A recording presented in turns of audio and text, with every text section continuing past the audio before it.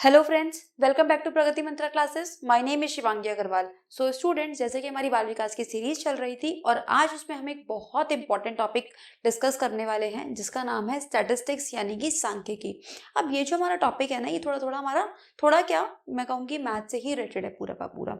तो आखिर इस मैथ्स का यूज़ हम कैसे कर सकते हैं साइकोलॉजी में या बाल विकास में, उसको देखना है। तो यहाँ पे जो हम सांख्यिकी को यूज़ करने जा रहे हैं वो एक्चुअली है हमारी शैक्षिक सांख्यिकी। शैक्षिक सांख्यिकी।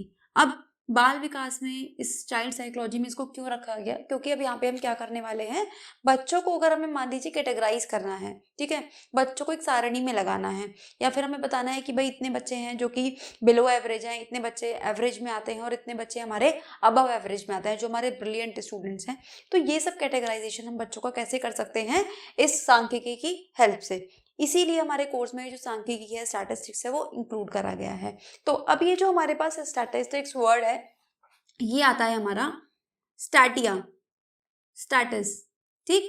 इस वर्ड से ये हमारा क्या करता है, लैटिन भाषा का ये शब्द है जिससे ये आता है, जिसका मतलब होता है नंबर्स।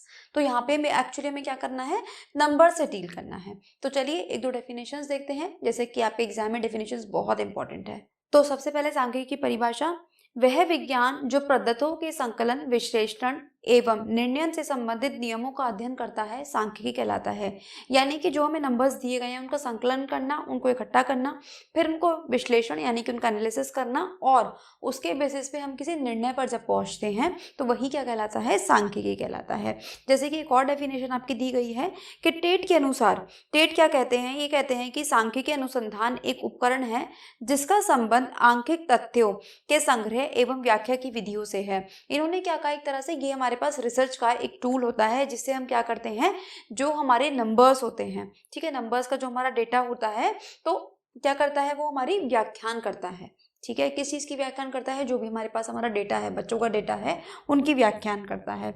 तो अब क्या है कि इन दोनों तीनों डेफिनेशन से हम क्या बता सकते हैं कि सांख्यिकी का क्या है, हमारे पास आंकड़े, ठीक है, शब्दों से रिलेटेड जितना भी हमारे पास चीजें होती हैं वो सब किस में चली जाती हैं, सांख्यिकी में चली जाती हैं। तो देखिए अब जितना भी हम मैथ्स में जैसे कि हम एवरेज निकालते हैं, होता है ना कि हम बच्चों की परसेंटेज निकालते हैं, हम क्या करते हैं, मोड निकालते हैं, मीडियन निकालते हैं, यानी कि हम क्या करते हैं, माध्यिका निकालते हैं।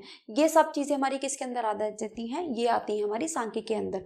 यानी कि जिन भी चीज़ों में संख्या का यूज़ होता है, जैसे कि जब हम बच्चे का एग्जाम लेते हैं उसके बाद जब हम उसकी परसेंटेज निकालते हैं, किस चीज़ से डील कर रहे हैं, नंबर से डील कर रहे हैं, तो किस में आ गया, संख्या में आ गया। इसी तरीके से मान लीजिए अगर मुझे बताना है कि एक बच्चा जो है वो पूरे साल में एवरेज कितने दिन स्कूल आया, ठीक है, या एक मंथ में उसकी एवरेज अटेंडेंस क्या रहती है, तो जब मैं इस चीज़ से डील कर रही हूँ, मैं किस चीज़ से डील कर रही हूँ, उसका मतलब सांख्यिकी से डील कर रही हूँ। तो कहीं ना कहीं चाहे हम किसी भी सब्जेक्ट के टीचर हैं, लेकिन इन सब चीज़ों से हमें डील करना पड़ता है, इसीलिए जो ये स्टैटिस्टिक्स का पार्ट है ये हमारे लिए हो जाता है इंपॉर्टेंट। तो अब हम डिस्कस करते हैं कि ये जो हम सांख्यिकी पढ़ रहे हैं इसकी क्या इंपॉर्टेंस है, क्या इसकी नीड है और किस तरीके से हम इसको यूटिलाइज कर सकते हैं, यानी कि इसको उपयोग कर सकते हैं।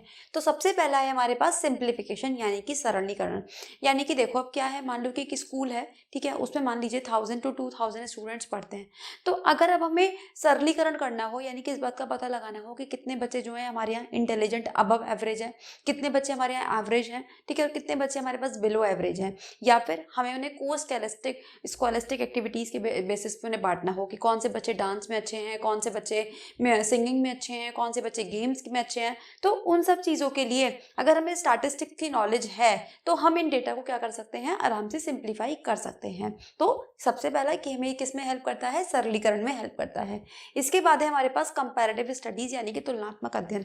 यानी कि अगर अब मुझे ये पता लगाना हो कि कौन सा बच्चा कितना अच्छा है, यहाँ पे तो हमने ये पता लगा लिया कि कितने बच्चे अच्छे हैं, यहाँ पे हम लगाएंगे कंपैरेटिव कि कौन सा बच्चा कितना अच्छा है, या किसमें जो टैलेंट है वो सबसे ज़्यादा है या किसमें थोड़ा कम है, या कैसे हम उसको इम्प्रूव कर सकते हैं। तो वो आती है हमारी कंपैरेटिव स्टडीज़ में। अब अगर मान लो कि हमें पता चल गया कि भाई ये जो बच्चा है ये और अच्छा कर सकता है, ये भी इस लेवल पर है और ये और अच्छा कर सकता है, तो जब पता लगा लेंगे तभी तो उसकी कमियों को दूर कर पाएंगे। तो इसीलिए भी कंपैरेटिव स्टडीज हमारे लिए बहुत इंपॉर्टेंट है। नेक्स्ट है हमारे पास कंस्ट्रक्शन ऑफ टेस्ट। परीक्षाओं का निर्माण करने के लिए स्टैटिस्टिक्स की नॉलेज होना बहुत ज़रूरी है। जैसे कि हमें अपना क्या करना होता है, जब हम पेपर बनाते हैं तो पेपर को डिवाइड करना होता है कि भाई हम इतने मार्क्स के ये वाले क्वेश्चन देंगे, इतने मार्क्स के वाले क्वेश्चन देंगे। इसी तरीके से ब्लू प्रिंट बनाया जाता है। ब्लू प्रिंट में हम क्या करते हैं कि भाई किस चैप्टर में से हम कितने मार्क्स का पोर्शन रख रहे हैं, ठीक है। जैसे सीबीएसई या यूपी बोर्ड के जो स्टूडेंट्स होते हैं तो 10th या 12th से पहले उनकी मार्किंग स्कीम बनाई जाती है ना, इसी तरीके से। तो जब हम अपने नॉर्मल एक टीचर लेवल पे भी करते हैं तो उसके लिए भी हमें सांख्यिकी जो होती है बहुत हेल्प करती है। नेक्स्ट है हमारे पास इंटरप्रिटेशन ऑफ टेस्ट रिजल्ट, यानी कि अब जो टेस्ट लेने के बाद हमारे पास रिजल्ट आए हैं उसका हम क्या कर सकते हैं, उनकी व्याख्यान कर सकते हैं कि डेटा को देखने के बाद कि भाई इतने बच्चों ने इस तरीके से परफॉर्म करा है, फिर इतने बच्चे हमारे जो हैं वो इससे 80 से 90% के बीच में हैं, भाई 60 से 80 के बीच में हमारे इतने बच्चे हैं। तो ये सब चीज़ें हम किसकी हेल्प से कर सकते हैं, सांख्यिकी की हेल्प से। नेक्स्ट है हमारे पास अंडरस्टैंडिंग ऑफ वैलिडिटी, यानी कि सत्यता का बोध। अब देखो सबसे यहाँ पे जो इंपॉर्टेंट वर्ड है वो है वैलिडिटी। इसका मतलब समझना आप लोगों के लिए बहुत ज़रूरी है। क्या होता है वैलिडिटी वर्ड? वैलिडिटी का मतलब होता है कि जो चीज़ जिस चीज़ के लिए बनाई गई है तो क्या वो उसी को टेस्ट कर रही है। फॉर एग्जाम्पल अगर मैंने साइंस का टेस्ट बनाया है तो क्या वो के साइंस की चीज़ों को ही टेस्ट कर रहा है? ऐसा तो नहीं है कि मैंने उसमें कुछ हिंदी की चीज़ें डाल दी हैं, कुछ मैथ्स की चीज़ें डाल दी हैं। तो ये क्या होती है, वैलिडिटी। इसका और अच्छा एग्जाम्पल आप लोगों ने देखा होगा पहले कि पहले हमारे पास ना रोमिंग वाली सिम्स आया करती थी। उसमें क्या होता था कि जब आप एक स्टेट से दूसरे स्टेट में जाएंगे तो वो जो सिम होती थी वो इनवैलिड नंबर बताता था। तो यही चीज़ के ये वाला जो नंबर है ना, ये यूपी में तो वैलिड है या दिल्ली में तो वैलिड है, लेकिन अदर स्टेट में वैलिड नहीं है। तो ये क्या कहलाती है, हमारी वैलिडिटी कहलाती है। इसके बाद है नॉलेज ऑफ रिलायबिलिटी, यानी कि विश्वसनीयता का ज्ञान। रिलायबल का क्या मतलब होता है कि कौन सा जो टेस्ट है वो कितना रिलायबल है, यानी कि हम उस पर कितना विश्वास कर सकते हैं। अब इसमें हम क्या करते हैं, मान लो कि मैंने एक टेस्ट पेपर लिया, ठीक है। अब मैंने जो टेस्ट पेपर लिया कि किसी बच्चे के स्टार्टिंग में 20 में से उसमें आए थे 16 मार्क्स, ठीक है। अब जब यही टेस्ट मैंने दोबारा लिया, ठीक है, तो उस बच्चे के 9 नंबर ही आए। फिर मैंने एक बार दोबारा लिया तो उस बच्चे के 18 नंबर आए। तो क्या ये टेस्ट रिलायबल है? तो आंसर आएगा नहीं, ये टेस्ट रिलायबल नहीं है। रिलायबल टेस्ट का मतलब होता है कि अगर पहले बच्चे के 16 आए थे तो अभी क्या हो सकता है, 17-18 आ सकते हैं, या फिर 15-14 तक आ सकते हैं। लेकिन अगर 16 और 9 का डिफरेंस आ रहा है तो हम ये कह सकते हैं कि ये टेस्ट रिलायबल नहीं है, यानी कि हो सकता है कि बच्चे ने किसी से हेल्प ली हो, चीटिंग करी हो, या हो सकता है कि उसकी तबीयत खराब हो। तो ये सब कुछ ना कुछ एक्सटर्नल फैक्टर हो सकते हैं जो कि रिलायबिलिटी को अफेक्ट करते हैं। इसके बाद है यूज इन रिसर्च वर्क, यानी कि जो हमारा अनुसंधान वर्क होता है, रिसर्च वर्क होता है, उसमें भी इन सांख्यिकी का यूज कर सकते हैं। तो ये थे हमारे पास महत्व, आवश्यकता और इनके उपयोग। तो अब देखिए स्टूडेंट्स, अब हम समझते हैं आवृत्ति वितरणों का सारणीकरण, यानी कि जो भी हमें डेटा दिया हुआ होता है उसको जब हमें टेबल की फॉर्म में अरेंज करना होता है। लेकिन अब बात आती है कि हमें टेबल की फॉर्म में इसे अरेंज क्यों करना है। तो अगर देखो हमारे पास डेटा कम है, मान लो कि हमारे पास जो डेटा के नंबर्स हैं वो ऐसे हैं कुछ 2 3 3 6 1, ठीक है, 7 4 5, इस तरीके से अगर हमारे पास छोटा सा डेटा है तो हम इसको डायरेक्टली भी स्टडी कर सकते हैं। लेकिन जब हमारे पास बहुत बड़े बड़े नंबर्स आ जाते हैं, फॉर एग्जाम्पल 80, 96, 21, 34, 45, इस तरीके के नंबर्स आपको दे दिए जाए, बहुत सारे नंबर्स आपको दे दिए जाए इस तरीके के, तो अब सबको स्टडी करना तो हमारे लिए पॉसिबल नहीं है। तो उस केस में हम क्या करते हैं, उस केस में हम अपनी बना लेते हैं टेबल, यानी कि सारणी बना लेते हैं। लेकिन अब बात आती है कि सारणी हम बनाएंगे कैसे। तो उसके लिए हमारे पास कुछ स्टेप्स होते हैं, कुछ टर्म्स होती हैं, उनको यहाँ पे समझना आपके लिए बहुत ज़रूरी है। तो सबसे पहले एक बात याद रखेंगे कि आवृत्ति। आवृत्ति क्या है? आवृत्ति को हम बोलते हैं इंग्लिश में फ्रीक्वेंसी, यानी कि जो भी नंबर जितनी बार रिपीट होता है वो उसकी आवृत्ति होती है। जैसे कि अगर मैं यहाँ पे बात करूँ तो जो 3 है कितनी बार आ रहा है, 2 बार, तो इसकी जो आवृत्ति है वो कितनी हो गई, इसकी आवृत्ति हो गई 2। 6 है, एक ही बार आ रहा है तो इसकी आवृत्ति 1। 1 है, एक ही बार आ रहा है तो आवृत्ति 1। 7 है, एक ही बार आ रहा है तो आवृत्ति 1। तो आवृत्ति का मतलब कि कोई चीज कितनी बार रिपीट हो रही है उसको हम बोलते हैं आवृत्ति।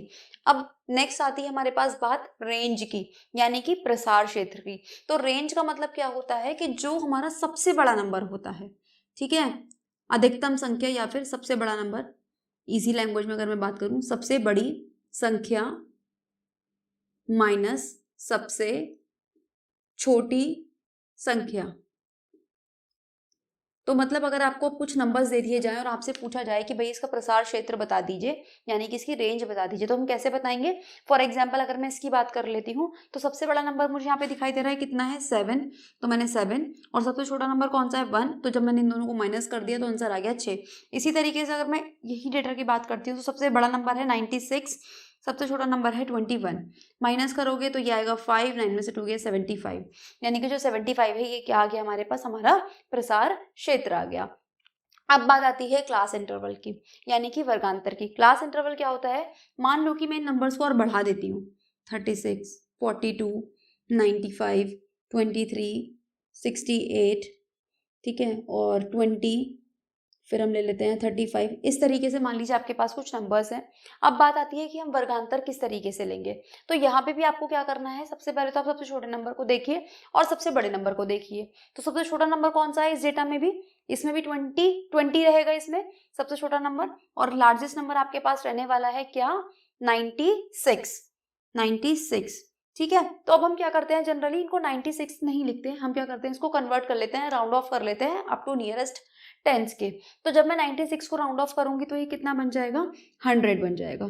तो अब हमें कोई ऐसी टेबल लेनी है जिसमें हमारे 20 से लेके 100 तक के सारे नंबर्स इंक्लूड हो जाए। तो अब मैं क्या कर सकती हूँ, जनरली यहाँ पे मैं ले सकती हूँ 0 to 10, 10 to 20, 20 to 30, 30 to 40, 40 to 50, 50 to 60, 60 to 70, 70 to 80, 80 to 90 और 90 to 100। इस तरीके से हमने अपनी एक टेबल बना ली। अब हमें क्या करना है, अब हम यहाँ पे लेंगे फ्रीक्वेंसी, यानी कि बारंबारता, ठीक है। और बारंबारता से पहले हम एक और लेते हैं यहाँ पे टेलीमार्क्स। अभी बताती हूँ टेलीमार्क्स भी क्या होते हैं, वो भी हम क्लियर करते चलेंगे। और ये है हमारे पास बारंबारता, ठीक है।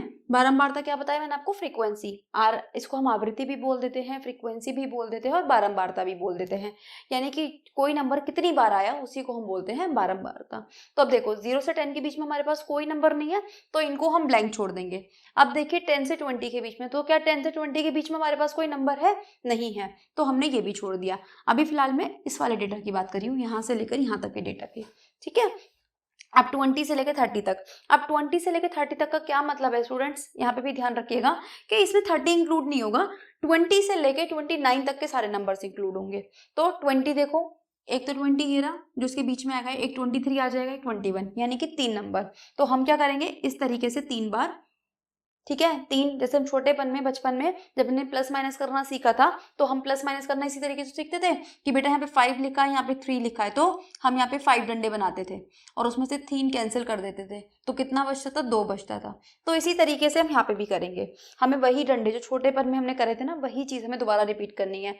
अब देखिए 30 से 40, तो 30 से 40 में एक तो ये है, ठीक है, एक ये 2 और ये आ गया आपके पास 3 फिर से। तो फिर से हम यहाँ पे क्या कर देंगे, 3 लगा देंगे और यहाँ पे आ जाएंगे 3। अब देखिए 40 से 50 के बीच में, तो एक तो आ जाएगा हमारे पास 45 और 42, बस यही है, तो हम यहाँ पे 2 डैश लगा देंगे और यहाँ पे आ जाएगा 2, ठीक।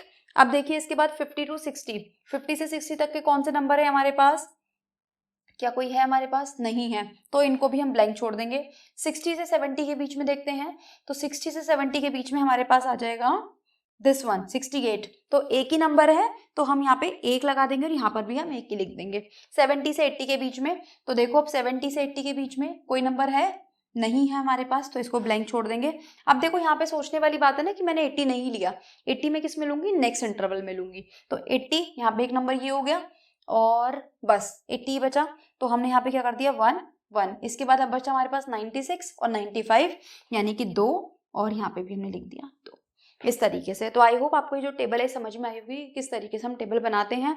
जो भी आपको डेटा दिया गया है, अगर आपके पास छोटा सा एक डेटा था तो हमें यहाँ पे ना ये वाला इंटरवल लेने की, वर्गांतर लेने की जरूरत नहीं थी, लेकिन जब बहुत सारा डेटा हो जाता है तो हम वर्गांतर लेते हैं इस तरीके से, ठीक है। अब ये वर्गांतर आप 5 का, 10 का, 15 का, 20 का अपनी मर्जी से जैसे चाहें आप डिवाइड कर सकते हैं, इसमें कोई फिक्स रूल नहीं होता, बस इतना होता है कि हाँ जो पढ़ने में आ जाए। ऐसा भी ना हो कि भाई मैं 0 से 50 का एक बना दूं, 50 से 100 का एक बना दूं, तो वो भी चीज़ पॉसिबल नहीं है। और अगर मैं यहाँ पे मान लीजिए ऐसे बना देती कि 0 से 2, 2 से 4, 4 से 6, तो 100 तक बहुत ज़्यादा हो जाता, इसलिए मैंने वो भी चूज़ नहीं किया। तो हम स्केल जनरली ऐसा चूज़ कर लेते हैं कि हमारे पास सारे नंबर्स आ जाए और पढ़ने में आ जाए।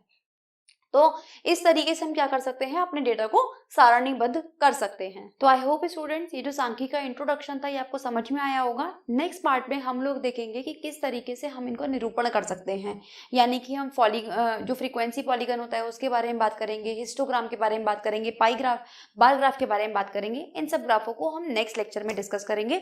तो ये लेक्चर पसंद आया और अच्छा लगा हो तो उसको लाइक करना ना भूलें, शेयर करना ना भूलें, चैनल पर नए हैं तो सब्सक्राइब कर दें, बेल आइकन को हिट कर दें ताकि आने वाले सारे नोटिफिकेशन आपको टाइम से मिलते रहे। प्लस इस क्लास का PDF प्राप्त करने जानने के लिए आप हमारे टेलीग्राम चैनल से जुड़ सकते हैं, जिसका लिंक आपको डिस्क्रिप्शन बॉक्स में दे दिया गया है।